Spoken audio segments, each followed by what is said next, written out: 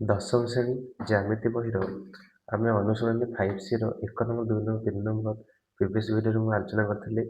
ଆଜି 3 number question ଆଲୋଚନା କରିବା।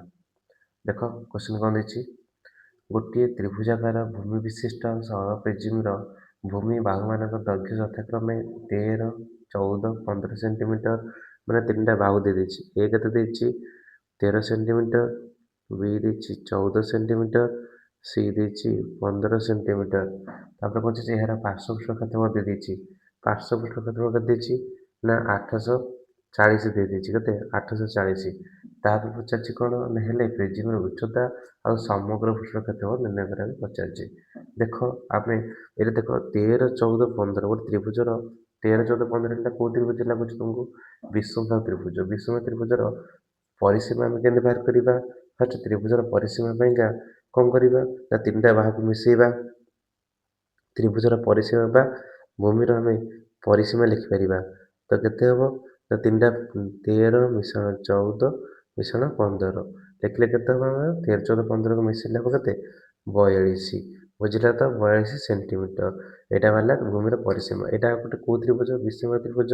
ତ ବିଷୁବବାହୁ ତ୍ରିଭୁଜ ଅର୍ଦ୍ଧ ପରିସୀମା କେତେ ଏସ୍ ବାହାରିବ କେମିତି ନା 42/2 ତ କେତେ ହେଉଛି 21। ପ୍ରଥମେ ଯେତେବେଳେ ଇକ୍ୱେସନ୍ କରିବା ଆମେ ତ୍ରିଭୁଜର ଫାର୍ଷ୍ଟ ତ୍ରିଭୁଜ ବା ଭୂମିର ପରିସୀମା ବାହାର କରିଦେବା, ତାପରେ କ୍ଷେତ୍ରଫଳ ବାହାର କରିଦେବା। ଦେନ୍ ଆମେ ପାର୍ଶ୍ୱପୃଷ୍ଠ କ୍ଷେତ୍ରଫଳ ଆଉ ସମଗ୍ର ପୃଷ୍ଠ କ୍ଷେତ୍ରଫଳ ନିର୍ଣ୍ଣୟ କରିବା। ଯାହା ବି ପଚାରିଥିବ ସେଇ ଅନୁସାରେ ଆମେ କରିବା। ଦେଖ ଆମେ ତାହେଲେ ଭୂମିର କ୍ଷେତ୍ରଫଳ କେମିତି ବାହାର କରିବି? ଭୂମି ବା ତ୍ରିଭୁଜର କ୍ଷେତ୍ରଫଳ, ଭୂମିର କ୍ଷେତ୍ରଫଳ କେମିତି ବାହାରିବ ନା S into S minus A, S minus B, S minus C ର ହୋଲ୍ ରୁଟ୍ ଓଭର୍। ଏଠି ଏସ୍ କିଏ ନା 21। 21 ଇଣ୍ଟୁ 21 ମାଇନସ୍ 13, 21 ମାଇନସ୍ 14, 21 ମାଇନସ୍ 15ର ହୋଲ୍ ରୁଟ୍ ଓଭର୍। ଦେନ୍ ଆମେ ଲେଖିପାରିବା 21, 21ରୁ 13 ଗଲେ କେତେ ହେଉଛି 8 ଗୁଣନ 7 ଗୁଣନ 6ର ହୋଲ୍ ରୁଟ୍ ଓଭର୍। ଦେନ୍ 21 ଆମେ ଲେଖିପାରିବା କେତେ 3 7 21। 8 ଲେଖିପାରିବା 3ଟା 2 ଲେଖିପାରିବା, କାରଣ 2 ଗୁଣ 4 2 ଗୁଣ 8। 7କୁ 7, 6କୁ ଲେଖିପାରିବା 2 ଗୁଣନ 3। ତାପରେ କେତେଟା 2 ଦେଖ ହେଲା 1 2 3ଟା 4ଟା 2। 4ଟା 2ରୁ କେତେଟା 2 ବାହାରକୁ ଆସିବ 2ର 2 ବାହାରକୁ ଆସିବ। 3ଟା ଦେଖ 3 2ଟା ଅଛି ତ 1 3 ବାହାରକୁ ଆସିଲା। 7 ଦେଖ 2ଟା ଅଛି 1 7 ବାହାରକୁ ଆସିଲା। ଏଇଟା ଦ୍ୱାରା କ'ଣ ବାହାରିଲା ରୁଟ୍ ଓଭର୍ ବାହାରୁଛି। ଦେନ୍ ଆମେ କ'ଣ କରିପାରିବା ଆକୁ ସବୁ ଗୁଣିଦେବା।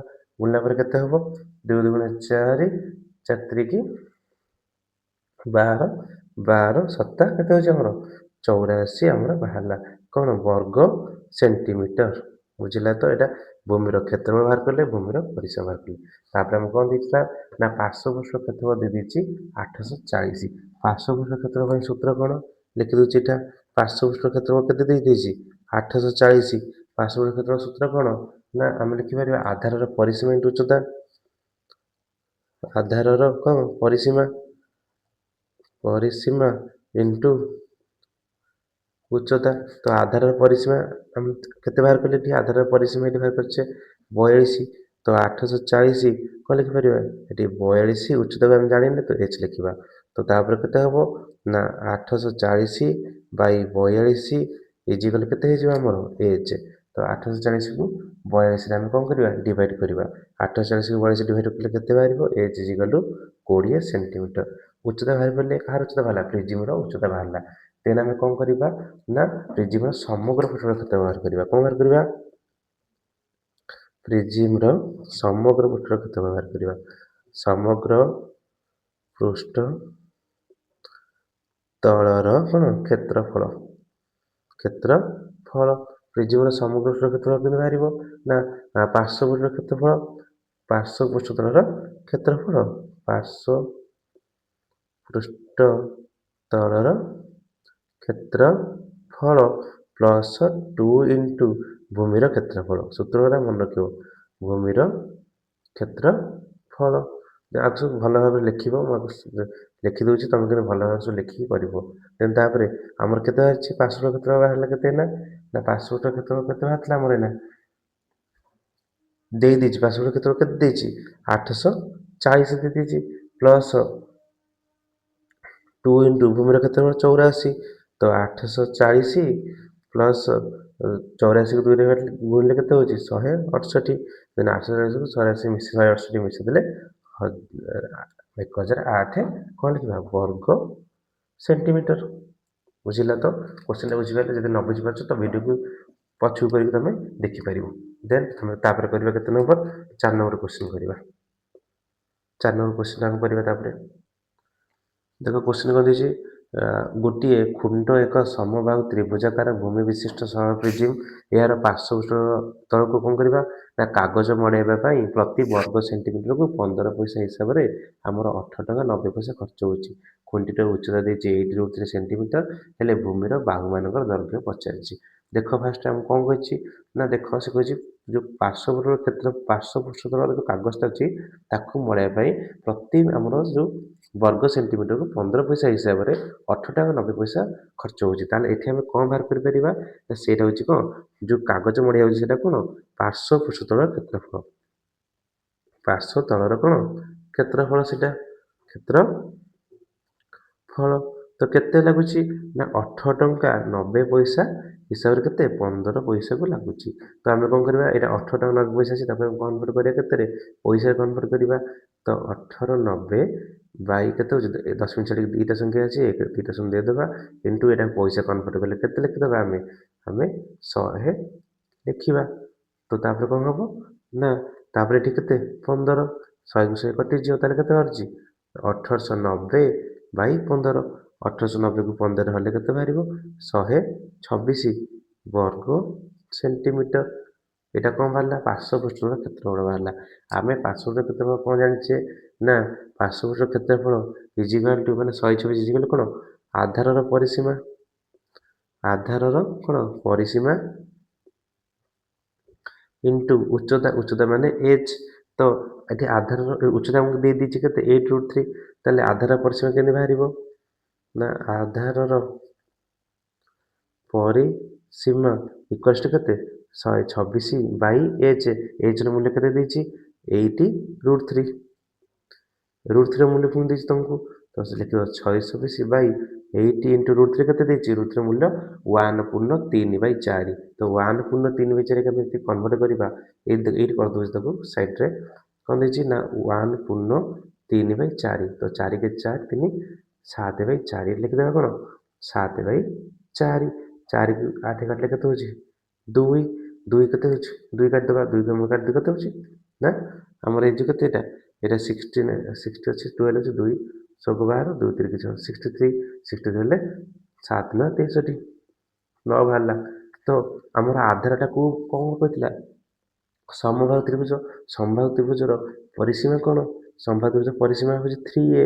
ଦେନ୍ 3a equal to 9 then a equal to 9/3 କାଟିଲେ କେତେ ହେଉଛି 3 ସେଣ୍ଟିମିଟର। ତାହେଲେ ଏ ମାନେ କ'ଣ ପ୍ରତ୍ୟେକ ବାହୁର ଦୈର୍ଘ୍ୟ ଅତଏବ ପ୍ରତ୍ୟେକ ବାହୁର ଦୈର୍ଘ୍ୟ କେତେ 3 ସେଣ୍ଟିମିଟର। ବୁଝିହେଲା? ଦେନ୍ ଆମେ 5 ନମ୍ବର କ୍ୱେଶ୍ଚିନ୍ କରିବା। 5 ନମ୍ବର କ୍ୱେଶ୍ଚିନ୍ କ'ଣ ଦେଖ 18 ମିଟର ଉଚ୍ଚତା ବିଶିଷ୍ଟ ଗୋଟିଏ ତ୍ରିଭୁଜାକାର ଭୂମି ବିଶିଷ୍ଟ ସରଳ ପ୍ରିଜିମ୍ର ଭୂମିର ବାହୁମାନଙ୍କ ଦୈର୍ଘ୍ୟ 12, ଗୋଟେ ଦେଇଛି 12, ଆଉ ଗୋଟେ ଦେଇଛି 16, ଆଉ ଗୋଟେ ଦେଇଛି 20। ତିନିଟା ମିଟର ସବୁ ମିଟର ହେଲା 12 ମିଟର 16 ମିଟର 20 ମିଟର। ତାପରେ ପଚାରିଛି ହେଲେ ପ୍ରିଜିମ୍ର ସମଗ୍ର ପୃଷ୍ଠର କ୍ଷେତ୍ରଫଳ ବାହାର କର। ଫାଷ୍ଟ ଦେଖ ଆମର 12 ଏଇଟା ଗୋଟେ ହେଉଛି 12 16 20। ଯଦି 12 ସ୍କୋୟାର କେତେ ହେଉଛି 144, 16 ସ୍କୋୟାର କେତେ ହେଉଛି 196, 20 ସ୍କୋୟାର କେତେ ହେଉଛି 400। ଆମେ ଯଦି ଆକୁ ମିଶାଇ ଦେଉଛେ ଆମର କେତେ ବାହାରୁଛି 20 ସ୍କୋୟାର ସହିତ ସମାନ ହେଇଯାଉଛି। ତ 12ର ସ୍କୋୟାର ପ୍ଲସ୍ 16ର ସ୍କୋୟାର ଇଜିକାଲ୍ ଟୁ 20ର ସ୍କୋୟାର ସହିତ ସମାନ ହେଉଛି। ତାହେଲେ ଏଇଟା କେଉଁ ତ୍ରିଭୁଜ ତୁମକୁ ଲାଗୁଛି ସମକୋଣୀ ତ୍ରିଭୁଜ। ତ ସମକୋଣୀ ତ୍ରିଭୁଜର ଆମର ବାହାର କରିବା କ'ଣ ବାହାର କରିବା ପରିସୀମା ବାହାର କରିବା ଆଉ କ୍ଷେତ୍ରଫଳ ବାହାର କରିବା। ତାହେଲେ ସମକୋଣୀ ତ୍ରିଭୁଜର କ'ଣ ବାହାର କରିବା ପରିସୀମା ସବୁ ଜିନିଷରେ ଫାଷ୍ଟ ପରିସୀମା ବାହାର କରିବ ତାପରେ କ୍ଷେତ୍ରଫଳ ବାହାର କରିବ।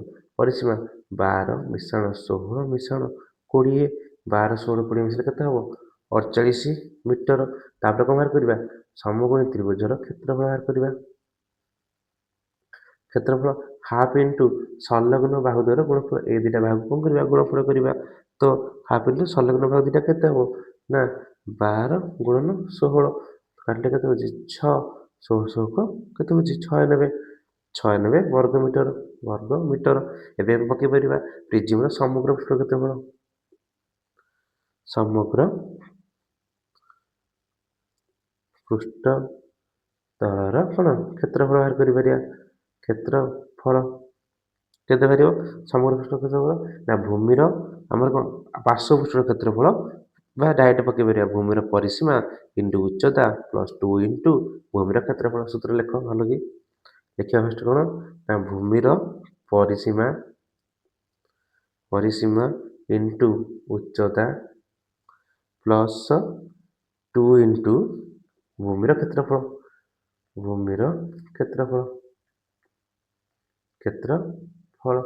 ତ ଆମେ କ'ଣ ଭୂମିର ପରିସୀମା ତମକୁ କେତେ ଦେଇଛି? ତମେ ଏଇନା ବାହାର କଲ ଭୂମିର ପରିସୀମା ତମେ ବାହାର କରୁଛ କେତେ ନା 48 ଇଣ୍ଟୁ ଉଚ୍ଚତା କେତେ 18 ପ୍ଲସ୍ 2 ଇଣ୍ଟୁ ଭୂମିର କ୍ଷେତ୍ରଫଳ ବାହାରିଲା କେତେ 96। ତାକୁ ସିମ୍ପ୍ଲିଫାଇ କଲେ କେତେ ବାହାରିବ ନା 864 ପ୍ଲସ୍ 196 ଦେନ୍ 1056 ବର୍ଗ ମିଟର। ଇଏ ଥିଲା ତମର 5 ନମ୍ବର କ୍ୱେଶ୍ଚିନ୍। ଦେନ୍ ଆମେ କ'ଣ କରିବା 6 ନମ୍ବର କ୍ୱେଶ୍ଚିନ୍ ଡିସ୍କସନ୍ କରିବା। 6 ନମ୍ବର କ୍ୱେଶ୍ଚିନ୍ ଦେଖ କ'ଣ ଦେଇଛି।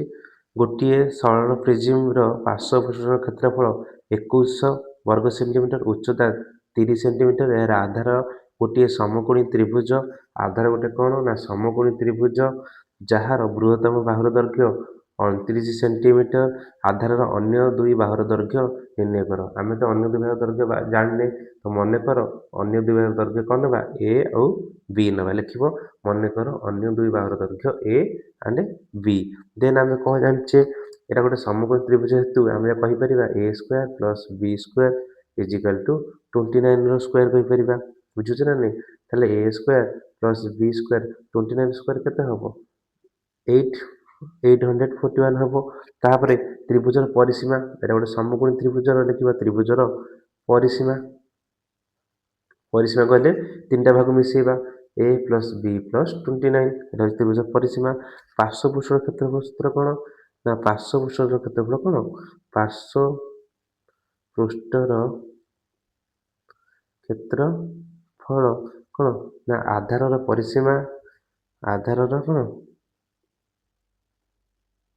ପରିସୀମା ଇଣ୍ଟୁ ଉଚ୍ଚତା ବୋଲେ ଏଚ୍। ତ ଆଧାର ପରିସୀମା କେତେ ନା A plus B plus 29 into ଉଚ୍ଚତା କେତେ 30। ବୁଝିପାରୁଛ ନା ନାହିଁ? ତ ଏଇଟା ଦେଇଦେଇଛି କେତେ ତମକୁ 2100 ତମକୁ ଦେଇଦେଇଛି। ତ ଆମେ ଲେଖିପାରିବା କ'ଣ ନା A plus B plus 29 equals to କେତେ 2100/30। ଗୋଟେ ଶୂନ କଟିଗଲା। ତାପରେ କେତେ ହେଉଛି 3 7 21 70। ତ A plus B plus 29 equals to 70। Then A plus B equals କେତେ 70 ମାଇନସ୍ 29। 70 29 ଗଲେ କେତେ ହେବ 70 29 ଗଲେ କେତେ ହେବ 41। ତ ଏଠି ଲେଖିପାରିବା ଏ ପ୍ଲସ୍ ବି ଇଜିକାଲ୍ ଟୁ 41 ହେଉଛି। ଆମେ କ'ଣ କରିବା ଏଠି ଉଭୟ ପାର୍ଶ୍ୱରେ କ'ଣ କରିବା ନା ଏ ପ୍ଲସ୍ ସ୍କୋୟାର କରିଦେବା। ତ ଏ ପ୍ଲସ୍ ବିର ହୋଲ୍ ସ୍କୋୟାର ଇଜିକାଲ୍ କ'ଣ 41ର ହୋଲ୍ ସ୍କୋୟାର। ତ ଏ ପ୍ଲସ୍ ବିର ହୋଲ୍ ସ୍କୋୟାର ସୂତ୍ର ପକା A square plus B square plus 2ab equals to କେତେ ନା ଆମର ହେବ 2ab ଇଜିକାଲ୍ 1641 ସ୍କୋୟାର 1681। ଦେଖ ତମେ ଏଠି ଏ ପ୍ଲସ୍ ବି ବାହାର କଲ ଇକ୍ୱେସନ୍ 1। ଆମେ ଗୋଟେ ବାହାର କରିବା ଏ ମାଇନସ୍ ବି। ତ ଏ ମାଇନସ୍ ବି ବାହାର କରିବା ପାଇଁ ଆମେ ଏତେ ସବୁ ଫର୍ମୁଲା ପକାଉଛେ। ବୁଝିପାରୁଛ ତ? ଦେନ୍ ଦେଖ ଲେଖିପାରିବା ଏ ପ୍ଲସ୍ ବି ଆମେ ତ ଜାଣିଛେ କେତେ ବାହାରିଛି ଏ ପ୍ଲସ୍ ବିର ହୋଲ୍ ସ୍କୋୟାର କେତେ ଏଇଠି ବାହାର କରିଥିଲେ ଏ ପ୍ଲସ୍ ବିର ହୋଲ୍ ସ୍କୋୟାର କେତେ ବାହାରିଥିଲା ଆମର ସେଇଟା ବାହାରିଥିଲା 841। ତ ଏଠି ପକାଇ ପାରିବା ନା ନାହିଁ? ତ 841 ପ୍ଲସ୍ 2ab ଇଜିକାଲ୍ କେତେ 1681। ଦେନ୍ ତାପରେ କ'ଣ କରିପାରିବା 2ab ଇକ୍ୱାଲ୍ସ କେତେ 1681 ମାଇନସ୍ 841। ଯଦି ଭିଡ଼ିଓଟି ତୁମକୁ ଭଲ ଲାଗୁଛି ତେବେ ତୁମେ ଚ୍ୟାନେଲକୁ ସବସ୍କ୍ରାଇବ୍ କରିବ, ଭିଡ଼ିଓକୁ ଲାଇକ୍ କରିକି ସାଙ୍ଗମାନଙ୍କ ପାଖକୁ ସେୟାର କରିନେବ। ଦେନ୍ ତାପରେ ଦେଖ ବୁଝ ଭଲ ଭାବରେ କେମିତି କରାହେଉଛି। ଦେନ୍ ab ଇଜିକାଲ୍ ଟୁ କ'ଣ କରିପାରିବା ନା 840 ବାଇ କେତେ 2 840 2ରେ କାଟିଲେ 420 ବାହାରି ପଡ଼ିଲା। ତାପରେ ଆମର ଏ ବି ବାହାରି ପଡ଼ିଲା 420। ବାହାର କରିବା କ'ଣ ନା ଏ ମାଇନସ୍ ବିର ହୋଲ୍ ସ୍କୋୟାର ଗୋଟେ ସୂତ୍ର ମନେ ରଖ ଏ ମାଇନସ୍ ବିର ହୋଲ୍ ସ୍କୋୟାର ଇଜିକାଲ୍ କ'ଣ ନା ଏ ପ୍ଲସ୍ ବିର ହୋଲ୍ ସ୍କୋୟାର ମାଇନସ୍ 4ab। ଏଇଟା ସବୁଠୁ ଇମ୍ପୋର୍ଟାଣ୍ଟ କ୍ୱେଶ୍ଚିନ୍ ଭଲକି ପ୍ରାକ୍ଟିସ୍ କରିବ। ଏ ପ୍ଲସ୍ ବିର ହୋଲ୍ ସ୍କୋୟାର କେତେ ଦେଇଛି ନା 41ର ସ୍କୋୟାର ମାଇନସ୍ 4 ଏବେ କେତେ ବାହାରିଥିଲା ନା 420। ତ 41 ସ୍କୋୟାର କେତେ 1681 ମାଇନସ୍ 1680 କେତେ ହେଉଛି 1 ତ a minus b equal two କେତେ ହେବ 1 କାରଣ ରୁଟ୍ ଓଭରଟା 1 ରୁଟ୍ ଓଭର 1 ତ a ମାଇନସ୍ b ହେଲା କେତେ 1 ତ ଆମେ ଲେଖିପାରିବା a plus b equal to 41 a minus b equal କେତେ 1 କାଟିଦେଲେ ହେଇଯିବ କେତେ 2a ଇଜିକାଲ୍ କେତେ 42 ଦେନ୍ a ଇଜିକାଲ୍ ଟୁ କେତେ ହେବ 42 ବାଇ 2 21 a ଯଦି 21 ଆମେ b ବାହାର କରିବା a 21 ବାହାରିଲା ଦେନ୍ b ବାହାର କରିବା b କେତେ ବାହାରିବ ନା 21 ମାଇନସ୍ b ଇଜିକାଲ୍ ଟୁ 1 ଦେନ୍ 21 ମାଇନସ୍ 1 ଇଜିକାଲ୍ ଟୁ b ଦେନ୍ b କେତେ 21 ରେ ଗଲେ 20 ତାହେଲେ ଅତଏବ ଅନ୍ୟ ଦୁଇ ବାହାର ଦୈର୍ଘ୍ୟ କେତେ ଗୋଟେ ହେଉଛି 21 ଆଉ ଗୋଟେ ହେଉଛି 20 ଏଇଟା ହେଉଛି ଅନ୍ୟ ଦୁଇ ବାହାର ଦୈର୍ଘ୍ୟ ବୁଝିପାରିଲ ତ ଦେନ୍ ଆମେ 7 ନମ୍ବର କ୍ୱେଶ୍ଚନ୍ କରିବା ଦେଖ 7 ନମ୍ବର କ୍ୱେଶ୍ଚନ୍ କ'ଣ ଦେଇଛି ଗୋଟିଏ ସରଳ ପ୍ରିଜିମର ଭୂମି ଏକ ସମଦ୍ୱିବାହୁ ତ୍ରିଭୁଜ ଯାହାର ଏଇଟା ହେଉଛି କ'ଣ ସମଦ୍ୱିବାହୁ ତ୍ରିଭୁଜ ଭୂମିଟା ଯାହାର କ'ଣ କହିଲା ନା ଯାହାର ଭୂମିର ଦୈର୍ଘ୍ୟ 24 ଓ ପ୍ରତ୍ୟେକ ସମାନ ବାହୁର ଦୈର୍ଘ୍ୟ କେତେ 13 ସେଣ୍ଟିମିଟର ହେଲେ ପ୍ରିଜିମର ଉଚ୍ଚତା ଦେଇଛି କେତେ ଏଜ୍ ଦେଇଛି କେତେ ଆମକୁ 20 ସେଣ୍ଟିମିଟର ହେଲେ ପ୍ରିଜିମର ସମଗ୍ର ପୃଷ୍ଠର କ୍ଷେତ୍ରଫଳ ନିର୍ଣ୍ଣୟ କର ଦେଖ ଫାର୍ଷ୍ଟ ଦେଖ ତ୍ରିଭୁଜ ଲକ୍ଷ୍ୟ କର ଏ ତ୍ରିଭୁଜରେ ମନେକର ଦୁଇଟା ବାହୁ ଦେଖ ଏ ବି ସି ତ୍ରିଭୁଜରେ ତ ଏଇଟା 24 ଯଦି ଆମେ ମୁଁ ଗୋଟେ ଆମର ଉଚ୍ଚତା ଅଙ୍କନ କରିବି ତ 90 ଡିଗ୍ରୀ ହେବ ତାହେଲେ ଏ ଦୁଇଟା କ'ଣ କରିବ ସମାନ ସମାନ ଭାଗରେ ବିଭକ୍ତ କରିବ ତ ଏଇଟା 24 ହେଲେ ଏଇଟା କେତେ ହେଇଥିବ 12 ଏଇଟା ବି ଆମର କେତେ 12 ତ ଦେଖ ଏଇଟା ଆମେ ଯଦି ଏଇ ଉଚ୍ଚତା ବାହାର କରିବାକୁ ଚାହିଁବି ଏଇଟା କ'ଣ ଗୋଟେ ତ୍ରିଭୁଜର ଉଚ୍ଚତା କେମିତି ବାହାରିବ ଦେଖ ଏଇଟା ହେଉଛି ତମର 13 ଏଇଟା 12 ହେଲେ ଏଇଟା କେତେ ହେବ ଆମର ପିଥାଗୋରାସ୍ ସୂତ୍ର ଅନୁସାରେ ଦେଖ ଏଇଟା 13 ସ୍କୋୟାର କେତେ 169 ମାଇନସ୍ 12 ସ୍କୋୟାର ଏ ଯଦି ଏଡି ମୁଁ ବାହାର କରିବି କ'ଣ ବାହାର କରିବି ଏଇଟା ଯଦି ଏଡି ଲେଖିବି ଏଡି ଯଦି ବାହାର କରି କ'ଣ ଲେଖିବି ନା 13 ସ୍କୋୟାର ମାଇନସ୍ 12 ସ୍କୋୟାର ସେ ପାଟିରେ କରିବ ତେଣୁ 13 ସ୍କୋୟାର କେତେ 169 ମାଇନସ୍ 12 ସ୍କୋୟାର 144 169 144 କେତେ କଲେ କେତେ ହେଉଛି ନା 25 କଲେ କେତେ 25 ଦେନ୍ 25 କାହାର 5 ଦେନ୍ ଏଇଟା ହେଲା କେତେ 5 ତାହେଲେ ଆମେ ତ୍ରିଭୁଜର କ୍ଷେତ୍ରଫଳ ବାହାର କରିପାରିବା କ'ଣ ନା ତ୍ରିଭୁଜ ଏବିସିର କ୍ଷେତ୍ରଫଳ ବା ତ୍ରିଭୁଜର କ'ଣ କ୍ଷେତ୍ରଫଳ ହାଫ୍ ଇଣ୍ଟୁ ଭୂମି ଇଣ୍ଟୁ ଉଚ୍ଚତା ଭୂମି କେତେ 24 ଇଣ୍ଟୁ ଉଚ୍ଚତା କେତେ 5 ତ କାଟ 24କୁ 2ରେ କାଟିଲେ 12 12 ପଞ୍ଚା 60 ବର୍ଗ ସେଣ୍ଟିମିଟର ବର୍ଗ ସେମି ତାପରେ ପ୍ରିଜିମର ପାର୍ଶ୍ୱ ପୃଷ୍ଠର କ୍ଷେତ୍ରଫଳ ଆଧାରର ପରିସୀମା ଇଣ୍ଟୁ ଉଚ୍ଚତା ତ ପରିସୀମାଟି ବାହାର କରିଦେବା ତ୍ରିଭୁଜର ପରିସୀମା ତିନିଟା ଭାଗ ମିଶାଇଦେବା 13 ମିଶାଣ 24 ମିଶାଣ 13 ତ 13 24 ଆଉ 13 ମିଶାଇଲେ କେତେ ହେବ 13 26 26ରେ ଆମର କେତେ ବସିବ 24 ତ 26 24 ହେଲେ କେତେ ହେଉଛି 50 ସେଣ୍ଟିମିଟର ତାପରେ ପାର୍ଶ୍ୱ ପୃଷ୍ଠର କ୍ଷେତ୍ରଫଳ ଲେଖିବା ପାର୍ଶ୍ୱ ପୃଷ୍ଠ ତଳର କ'ଣ କ୍ଷେତ୍ରଫଳ କ'ଣ ଆଧାରର ପରିସୀମା ଇଣ୍ଟୁ ଉଚ୍ଚତା ଆଧାରର ପରିସୀମା ଇଣ୍ଟୁ ଉଚ୍ଚତା ଏଚ୍ ତ ଆଧାର ପରିସୀମା ତମର କେତେ ବାହାରିଛି ଆମର 50 ଇଣ୍ଟୁ ଉଚ୍ଚତା କେତେ ଦେଇଛି 20 50କୁ 20 ଗଲେ କେତେ ହେବ ଆମର 5 ଗୁଣି 10 2ଟା 0 1000 ବର୍ଗ ସେମି ବୁଝିପାରିଲେ ତ ତାପରେ କ'ଣ ବାହାର କରିବା ସମଗ୍ର ପୃଷ୍ଠ କ୍ଷେତ୍ରଫଳ ବାହାର କରିବା ଲେଖିବ ପ୍ରିଜିମର ସମଗ୍ର ପୃଷ୍ଠ ତଳର